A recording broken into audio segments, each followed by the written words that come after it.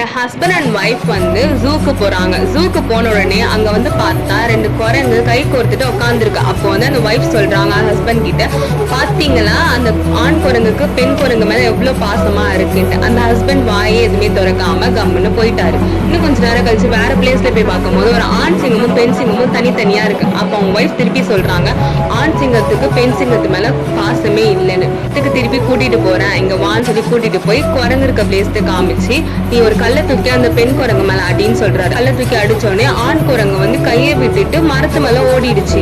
இப்ப திரும்பவும் சிங்கத்துக்கிட்ட போறாங்க. அப்போ வந்து அவங்க ஹஸ்பண்ட் சொல்றாங்க, நீ பெண் சிங்கத்து மேல கல்லை தூக்கி அடின்னு சொன்னோடனே அவங்களும் அடிச்சதும் ஆண் சிங்கம் வந்து சீறிக்கிட்டு மூஞ்ச வந்து அவங்க ஒய்ஃப் கிட்ட பயமுத்துற மாதிரி காமிச்சதும் ஹஸ்பண்ட் வந்து கையை பிடிச்சி இழுத்துட்டாரு. யார் வேணாலும் நம்ம கூட இருக்கலாம், இல்லாமலும் இருக்கலாம். டெய்லி பேசினா பார்த்தா தான் லவ் இல்ல. பேசாம இருந்தாலும் நமக்குன்னு ஒரு ஆபத்து வரப்போ அவங்க வந்து நம்மளை விட்டு கொடுக்காம இருக்கிறது தான் நல்ல உறவு. ஆபத்துன்னு வந்தா விட்டு போறது